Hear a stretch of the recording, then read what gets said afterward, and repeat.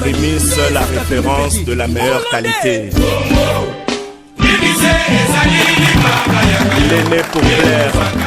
Toujours qu'on a pour rappeler ma principe dans un papa mécanique. Tout le monde qu'il y a son idée casier, à son mission sur les fatigues, à ce que son massou 3 au sein de sous fatigue au PC Moko, s'il vous plaît. Tout le monde 5 casiers. Tout le monde 5 casiers. Donc on a fatigue pour nous éligible. 5 casiers à bière. À gauche au bâtiment Moko. Tigère Moko. Des légendes ou 3 légendes. Ça dit combien? 5 au PC. Action mi balé eza ma bière nyonso. Alors on a 5 Tiboga Pamba au PC Polo, n'est-ce pas? Alors on a 5 Tiger au PC Polo. Alors mélanger ma bière nyonso là ma casé moko au PC Polo. Ça va? Mais qu'il y a nyonso dans la droite somba mala moko. N'est-ce pas? Parce que on a besoin na oyo Polo.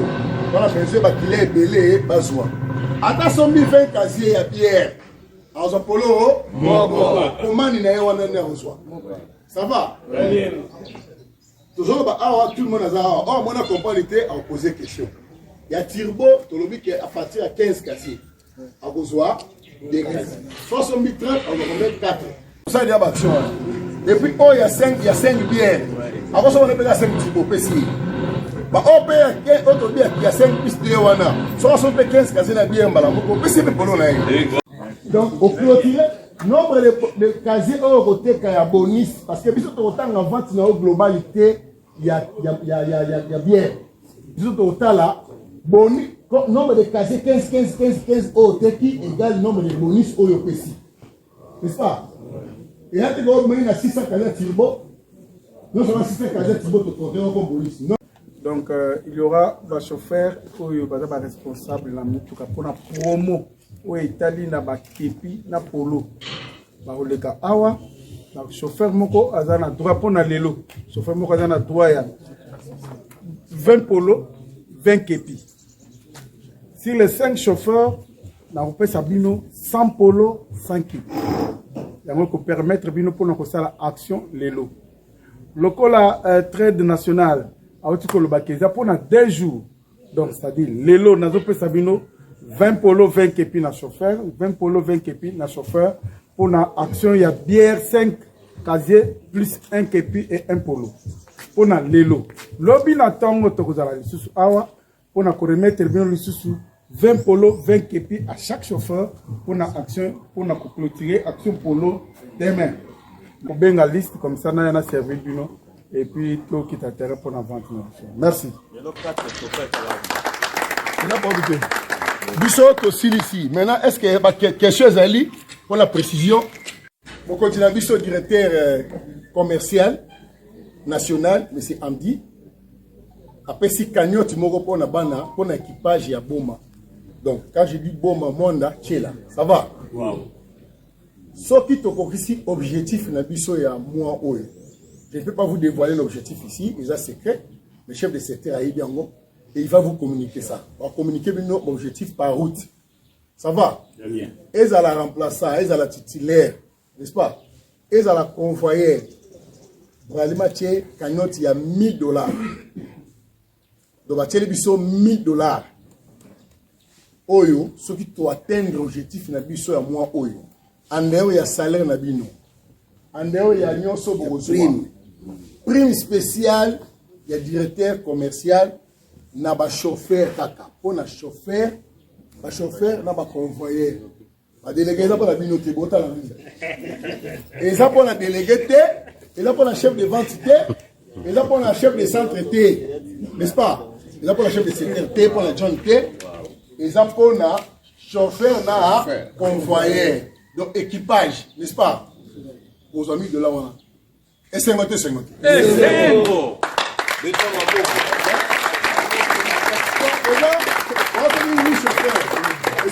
oui. Moi, c'est oui, chauffeur, na 5 caissiers, 5 caissiers, na ba convoyeur. Donc, vous avez moins de 20, vous avez $1000. $1000 et lengi.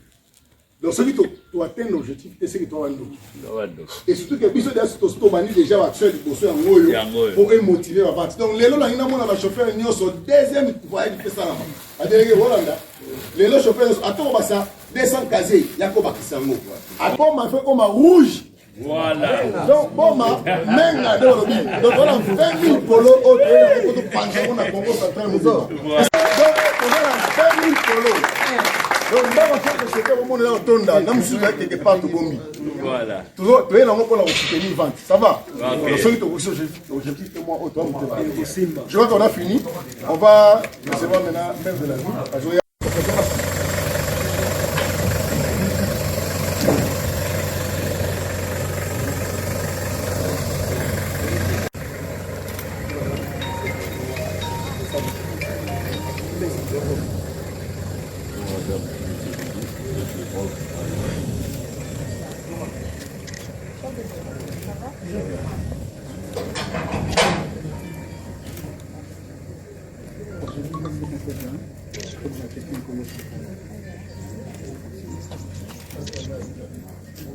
Ah, ok, très bien.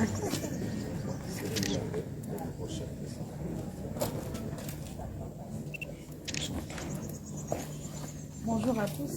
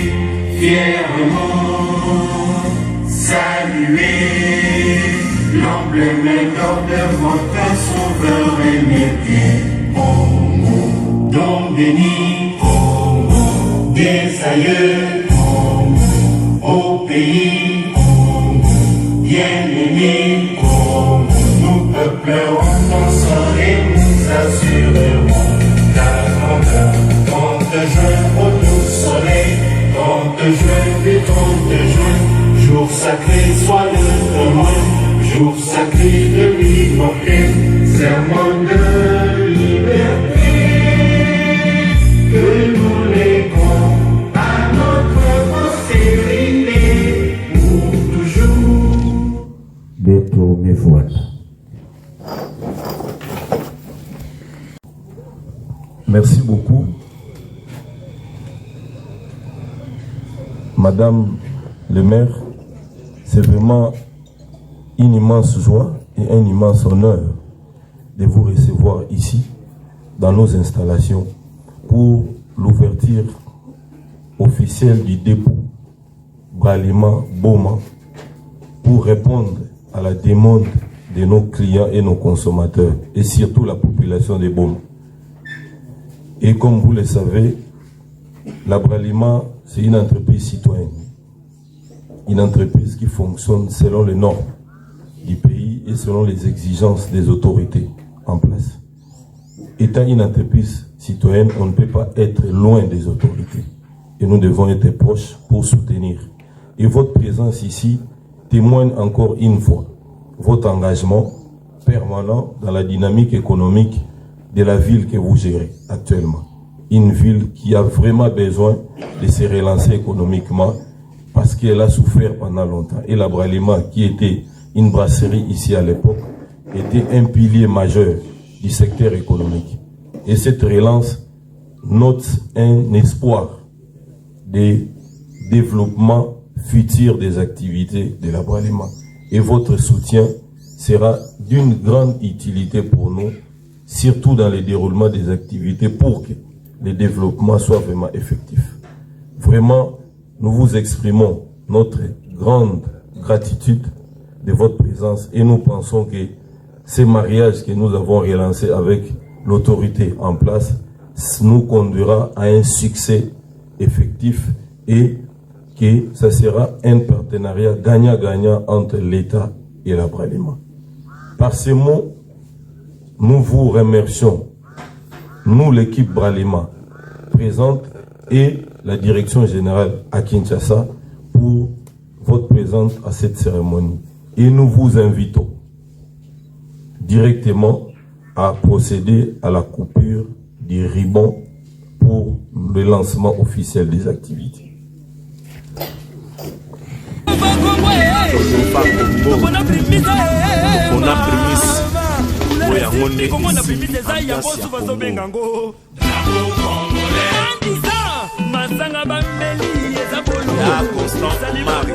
L'homme moderne.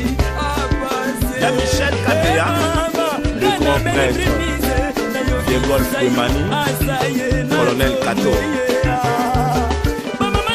L'insubmersible, Papi Pousson du prix Nobel. Le playoff, Paolo Kiesi.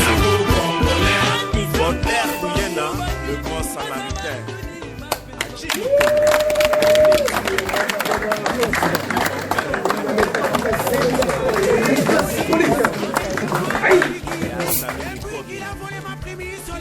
On applaudit très très fort.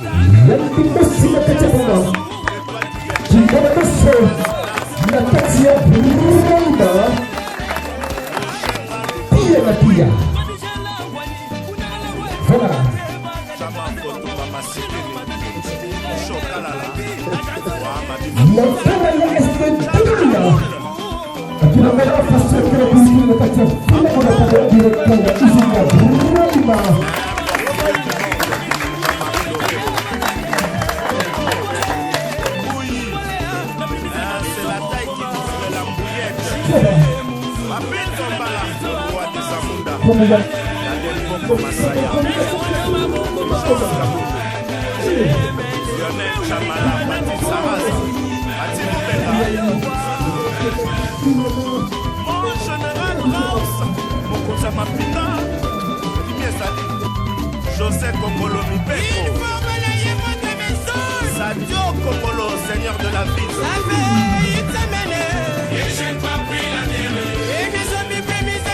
Colonel Kanyama, esprit de mort. Général Olenga, le supérieur. Top Congo. Alain Malaka,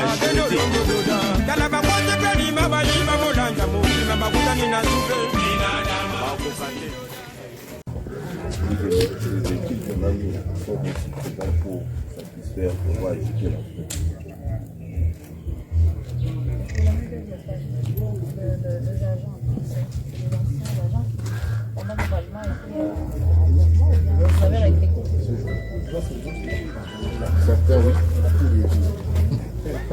C'est lui le boss. Les manutentionnaires, c'est lui. Moi, je ne vous ai pas vu à la mienne.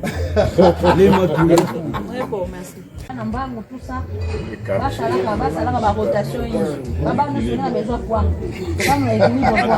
non, mais c'est d'abord une grande satisfaction et une fierté. Lorsque nous étions nommés en 2023 ici, moi en tant que maire adjoint à l'époque, j'avais déjà annoncé. Les gens ont dit non, qu'est-ce qui se passe, elle vient d'arriver. Puisque on savait déjà à l'époque que la Bralima était parmi le poumon de la ville, le poumon économique de la ville, en dehors du port international. Et lors du passage de la première ministre, nous avions sollicité parmi le dossier urgent qu'on avait présenté à l'autorité, c'était que la route Bralima soit bétonnée, les 4 km. Et Madame la Première ministre avait instruit devant la population bomatracienne son Excellence Monsieur le ministre des Travaux publics. Et aujourd'hui, c'est un espoir qui renaît pour le bomatracien, mais aussi le bas-fleuve. Puisque ces grands centres que je viens d'ouvrir officiellement les activités aujourd'hui va desservir Boma et le bas-fleuve. Mais aussi, j'ai posé la question si les bomatraciens, parmi les journalistes qui sont ici, il y a les bomatraciens, 80% des bomatraciens qui sont là. Moi-même, je vais y veiller personnellement. Et que je dis à l'Abraliment, d'abord merci, parce que ils avaient promis de revenir, même ne fût-ce que pour le dépôt. Et aujourd'hui, c'est une concrétisation. Félicitations à l'Abraliment, à la direction générale. Vous pouvez compter sur le pouvoir public. Si l'ancien régime ou les anciens régimes n'avaient pas accompagné l'Abraliment, aujourd'hui, avec Félix-Antoine Tshisekedi Tshilombo, le garant de la nation, nous allons accompagner cette fois-ci l'Abraliment pour que, effectivement, qu'elle se relance dans la ville des Boma. Et donc, bana mbangu, bana ferme, bana kina ba commune ya Kabondo Nzadi, Kalamu, bubere kilumba nene samu na ville betu ya Boma. Betu meza ba que Bralima mekanga ba porte depuis Tama. Betu vandaka dila Bralima bubu yake yake mambo ba discours vebi fikula ve non bengena umona, prenez les images, bengena umona que mantoma biluke awa bakaze kufuluka na malavu bisalo mezi libuka tete awa samu na dépôt grand centre qui est desservir Boma na bas-fleuve. Et il y a mes bandes. Mais betumeza ba que y a que continuer jusqu'à ce que Bralima vous a vutuka comme souhait betunyo soit bomatracien ya kele. Et mais tout va faire que mon ke fait à ce que ba jeune baba kan fiske place à kutelimina na rotation d'ambundambu. Ça me betunyo soit na besoin ya kwanga. Mon ke mama ya nkangu nyonso ya Boma. Et donc espoir katukaka no Bralima port et tout ça. Benumeza baketa maman première ministre Vandaka awa ani pesaka promesse ani tubaka et betukena kulandela ça mona que ba promesse non seulement ma pesaka ya se concrétiser et bubu yayi betuke fier na kukuza assister na cérémonie yayi mais aussi metuba que beto leta betuke landela ba dossier na koneja na kichasa ça mona nzila yayi ya Bralima bakuza betone yao ça mona matoma bilu yayi na tango mvula ke kuiza yabika baka bakaka lakani babo matracien beto kunwa malavu yayi ya beto primis ya yayi ba eneken malavu yayi produit ya Bralima beto otote ko masala primis beto kunwa ba produit ya beto pesa ba sam na nini pamba raison ni salaka Bralima etra kangam beto kana kukupesa priorité na ba produit ya ba voisin ndimo simeza nga sens bubu yayi malavu yayi ya beto ya yayi. Et beto kuza évoluer, beto kuza ba 15 certain nombre de décisions. Bana Boma, muzole meka luta na kamuma dindu divana na babari na même on a prémisse. Même bakana consommer Bralima. Ya wana message vandaka na muna. Matondo. Merci beaucoup madame.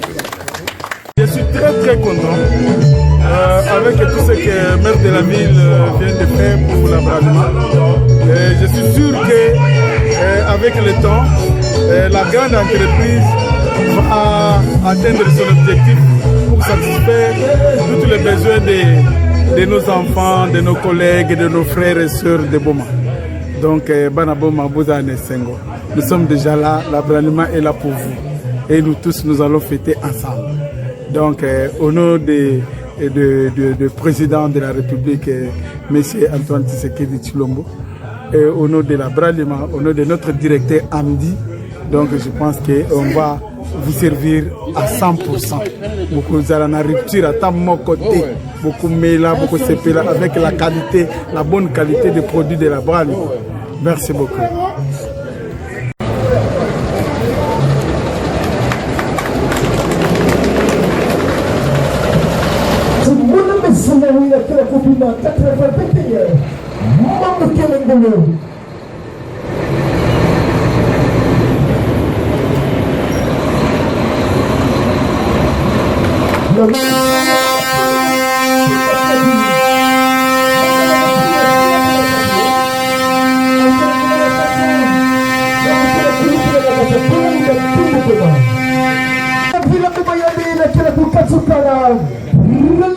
Ici zine le puma amekasuka kwa limosi na miso basi kwa kwa le puma chini la miso ya limosi Idrissa kama direct télévision merci.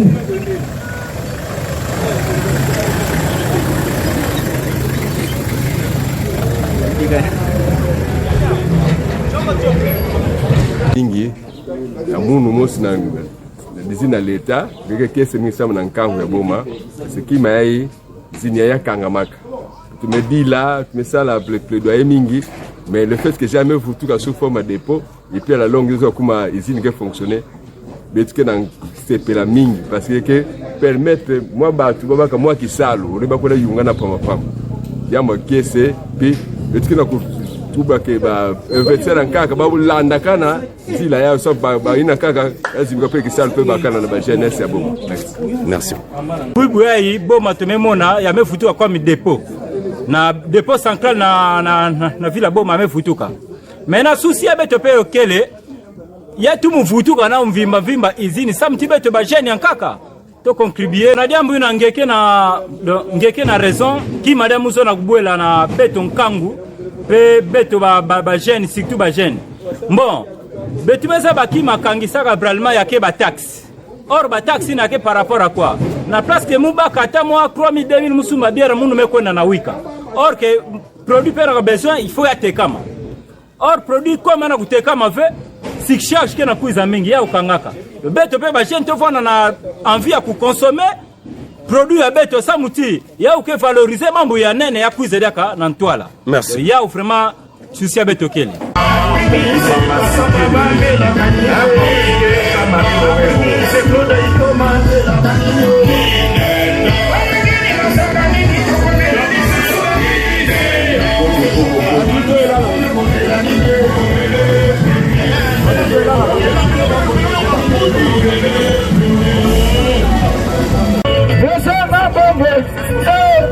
Kemana Palmanda Mumposo ya bisa bilangisa sa isa kasama la musa bisa mama ya bisa mwana ya bisa papa bindang na ngosangi awe papa mama yo kusama la musa la bisa deja bilangisa bandaki balabaki topa na Palma ya bisa isini esengi deja ya bisa bilangisa deja bandaki bilangi na bisa ya Palma esengi kebana bilangi kebachika deja Yabana Palma pesa kombo.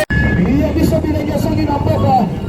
Consommer musana ba jeune. Consommer toujours Pumis, leader dans le monde. Leader dans le monde, Pumis, toujours leader. Mama Palma kwenda wapi? Kitro na leta sini wapi? Na kanisa ni baba wasila, watu wa bilenga baba songi. Watu wa ikana na via baba songi. Palma songi. Palma na wacha koma. Palma na fila koma.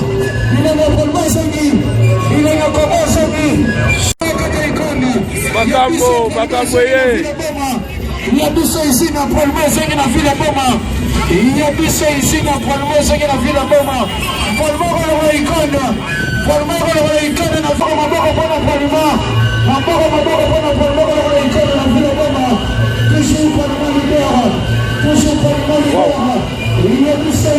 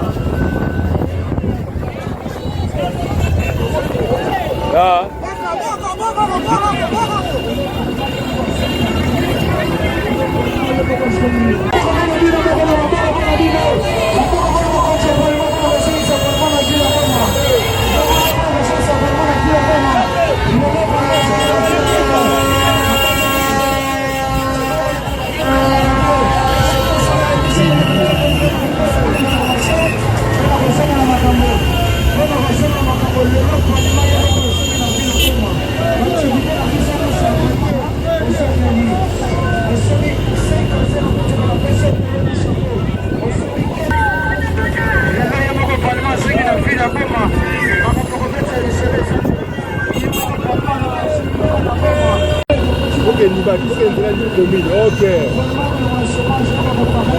Déjà. Fais-le déjà.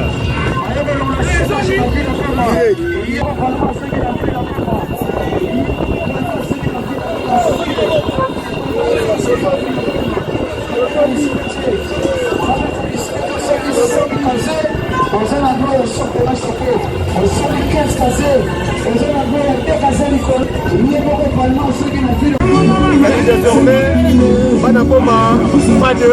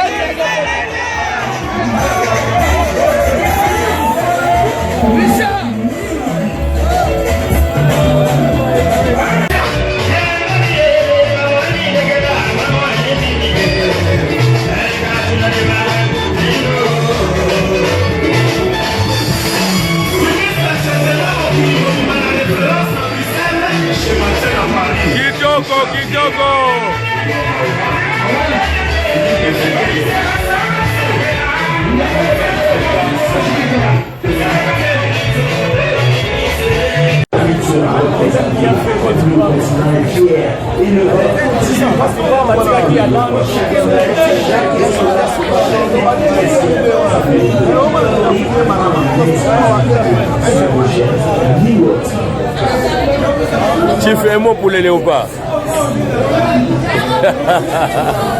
Un mot pour les léopards, je crois qu'on n'a pas démérité. On a fait un très beau match. On est très content de la prestation de nos joueurs. Vraiment félicitations léopards. Prochainement nous irons encore plus loin. Congo toujours. Toujours. Amen. Mendel est toujours l'écolo.